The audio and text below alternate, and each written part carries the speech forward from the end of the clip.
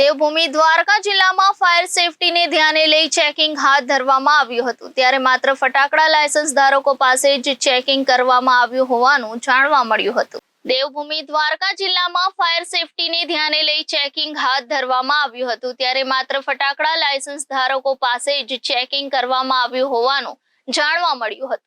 જિલ્લાના ભાણવડમાં મામલતદાર, chief officer police દ્વારા સંયુક્ત ચેકિંગ હાથ ધરવામાં આવ્યું હતું। મળતી વિગતો અનુસાર પ્રાંત અધિકારીની સૂચનાથી ચેકિંગ હાથ ધરાયું હતું એમ જાણવા મળ્યું છે। રાજકોટ બનાવ બાદ આ અંગે તંત્ર જાગ્યું હોય તેવો શો કરવામાં આવી રહ્યો છે તેવું લોક ચર્ચાએ જાણવા મળ્યું હતું।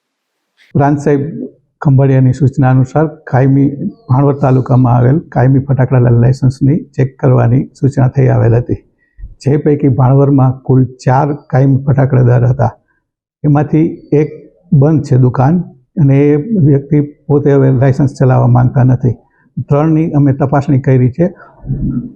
હું મામલતદાર, ચીફ ઓફિસર અને PSI શ્રી સાથે અમે ચકાસણી કરી છે, અને જે કંઈ અમને યોગ્ય લાગશે એ પ્રમાણે અમે આગળ રિપોર્ટ કરવામાં આવશે।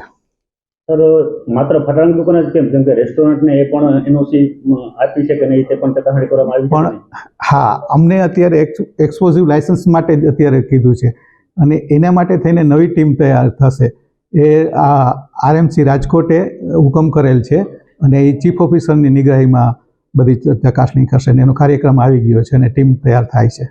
વિવેક સિંહ, જનાદેશ ન્યૂઝ, દેવભૂમિ દ્વારકા।